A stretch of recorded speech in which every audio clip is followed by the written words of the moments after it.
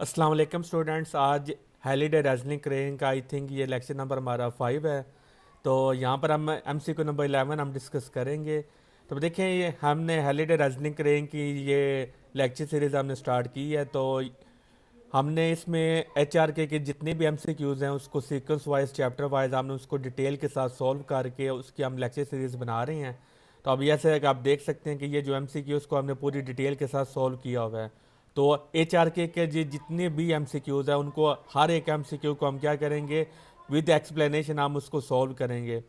देखिए बात ये होती है कि जब आपके पास एमसीक्यू आता है तो आपको आंसर तो बता दिया जाता है कि इसका ये आंसर है, लेकिन साइंस कहती है कि अगर आपको रीज़न पता होना कि इसका ये आंसर बी क्यों है, इसका आंसर ए क्यों नहीं हो सकता, सी क्यों नहीं हो सकता या डी क्यों नहीं हो सकता, तो साइंटिफिक रिसर्च के मुताबिक हमारा जो ब्रेन है उसको ज़्यादा अच्छी तरह याद रखता है। जब हमें रीज़न बता दी जाती है कि इस सवाल का ये आंसर क्यों है, तो हमारी क्यों का जो जवाब है वो मिल जाता है।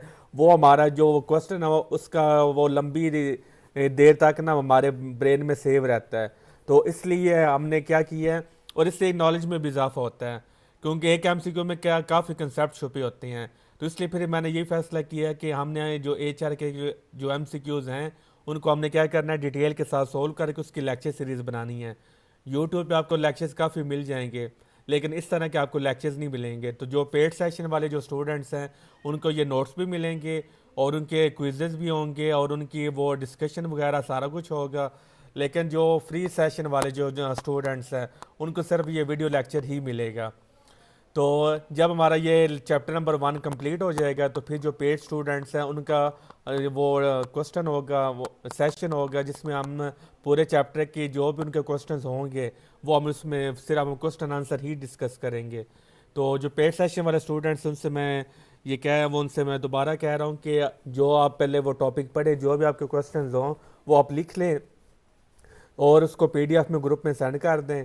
तो जब वो सेशन क्लास हमारा चैप्टर कंप्लीट हो जाएगा तो फिर हम इसकी जो क्लास रखेंगे तो उसमें फिर आपने वो सारे जो सवाल आपके सवालात होंगे उनके मैं आपको जवाब दूंगा।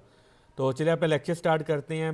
अब देखिए सबसे पहले आपको पता होना चाहिए कि इसमें सिग्निफिकेंट फिगर्स कितनी हैं। इसमें 2 सिग्निफिकेंट फिगर्स हैं और इसमें भी 2 सिग्निफिकेंट फिगर्स हो गए। तो इन दोनों को हमने क्या करना है, मल्टीप्लाई करना है। तो जब भी आपने मल्टीप्लाई करना है तो नंबर ऑफ जो सिग्निफिकेंट फिगर्स हैं आंसर में वो मतलब चेंज नहीं होने चाहिए। और जो आंसर में जो नंबर ऑफ सिग्निफिकेंट फिगर्स हैं वो डिपेंड किस पे करते हैं, उस अमाउंट पे डिपेंड करते हैं जिसमें लेस सिग्निफिकेंट फिगर्स मौजूद हो। हमारे केस में तो दोनों के पास दो दो सिग्निफिकेंट फिगर्स मौजूद हैं। लेट्स सपोज अगर यहाँ पर 1 सिग्निफिकेंट फिगर होता और यहाँ पर 2 सिग्निफिकेंट फिगर्स हैं, तो जिसके पास एक सिग्निफिकेंट फिगर होना था आंसर में भी कितने होने थे, 1 ही होना था। यानी कि आंसर में जो सिग्निफिकेंट फिगर्स का कितने होंगे उसका जवाब ये होगा कि आंसर में उतने ही सिग्निफिकेंट फिगर्स होंगे जितना लेस अमाउंट में सिग्निफिकेंट फिगर्स होंगे। तो इन दोनों को आपने सबसे पहले क्या करना है, सिंपल मल्टीप्लाई कर लेना है। अभी आपने सिग्निफिकेंट फिगर्स को भूल जाना है, अभी आपने जस्ट सिंपल मल्टीप्लाई कर देना है। तो 5 3 क्या होता है, 15 होता है और 10 की पावर -2 आ गया। तो अब आपने क्या करना है, इसको साइंटिफिक नोटेशन में लिखना है। तो जब आपने साइंटिफिक नोटेशन में आपने लिखना है तो आपने वो मतलब है जो पॉइंट है उसको मूव करवाना है और ये हमारा पॉइंट डिसाइड करेगा कि इसमें कितने सिग्निफिकेंट फिगर्स मौजूद हैं।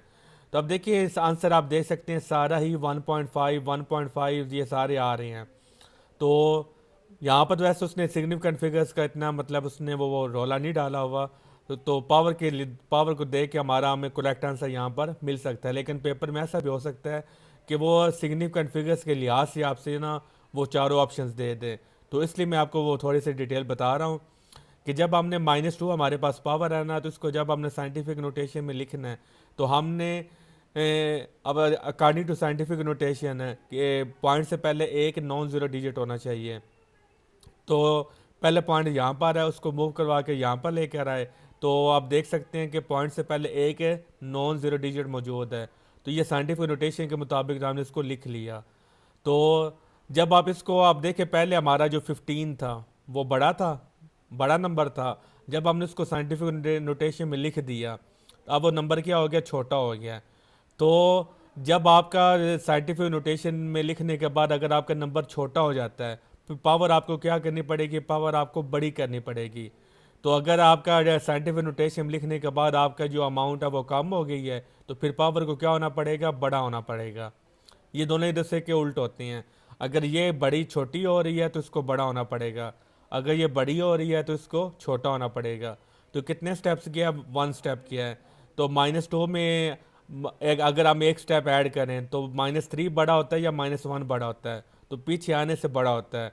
तो चूंकि हमने पावर को बड़ा करना है तो लिहाजा हमने एक स्टेप पीछे आना, आगे नहीं जाना, क्योंकि माइनस में जितनी अमाउंट छोटी होती है उतनी वो क्या होती है, बड़ी होती है। तो लिहाजा हमारा जो -1 है ये हमारा करेक्ट आंसर होगा। MCQ नंबर 12 है, 5 इंटू 10⁵5, इनको हमने क्या करना है, प्लस करना है। तो आपको जानते हैं कि जब आप एडिशन करते हैं तो पावर सेम होनी चाहिए। मल्टीप्लाई में पावर्स डिफरेंट हो सकती हैं, लेकिन एडिशन और सब्ट्रैक्शन में जो पावर्स हैं वो सेम होनी चाहिए। तो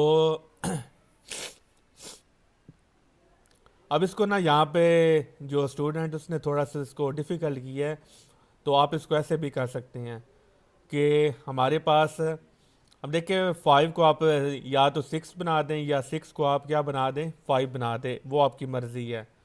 तो हम इस तरह करते हैं, 5 को हम 6 बना देते हैं। अब देखें पहले 5 था, 5 इंटू 10⁶ है, वो 5 है, सॉरी। इसको हमने, अगर हम वो, और हमारा पॉइंट कहाँ पर है, यहाँ पर है, तो ये हमारा हो जाएगा 0.5। इसको हम अगर करते हैं, अब देखिए साइंटिफिक नोटेशन लिखने के बाद ये हमारा छोटा हो गया है, तो फिर पावर को क्या करना पड़ेगा, बड़ा करना पड़ेगा। तो फिर ज़ाहिर है जो पावर हमने बड़ी करनी है, एक स्टेप गया है तो पावर एक स्टेप कैसे बड़ी होगी, 10⁶ हो जाएगा। तो 0.5 इंटू 10⁶, और इसमें ऐड हमने क्या करना है, 3.0। तो 3 पॉइंट के नीचे पॉइंट आना चाहिए, तो 3.0 इंटू 10⁶ हो गया। तो इसको जब हमने ऐड करेंगे तो फिर हमारे पास आंसर क्या आ जाएगा, ये 10⁶ वैसे ही आ गया, 10⁶ इंटू, तो यहाँ से हमारा क्वेश्चन स्टार्ट हो रहा है। 5 का 5 आ गया, और पॉइंट का पॉइंट आ गया, और 3 का 3 आ गया। तो अब देख सकते हैं हमारे पास और एक बात ये भी याद रखनी, जब आपने इसको मतलब पावर को कम या ज़्यादा करना है ना, तो नंबर ऑफ सिग्निफिकेंट फिगर्स वो चेंज नहीं होने चाहिए।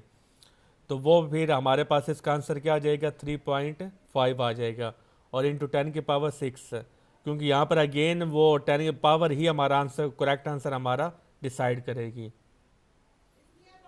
तो यहाँ पर हम इसको क्या करते हैं, इसको हम मल्टीप्लाई करते हैं। तो जब इन दोनों को मल्टीप्लाई किया तो यहाँ पे फिर हमने इसका करेक्ट आंसर हमने बताना है। तो 7 मल्टीप्लाई बाय 2, इनको आपने मल्टीप्लाई किया, सॉरी डिवाइड करना यहाँ पर।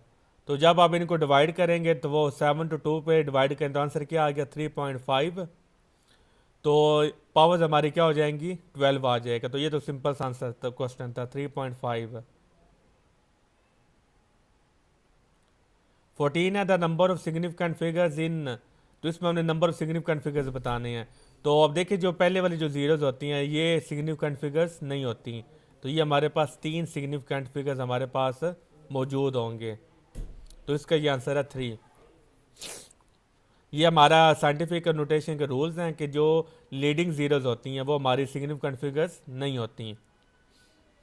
क्वेश्चन नंबर 15 है the number of significant figures in 15.0, तो जो लास्ट पे जीरो होती हैं आफ्टर डेसिमल वो भी हमारी क्या होती है, सिग्निफिकेंट होती हैं।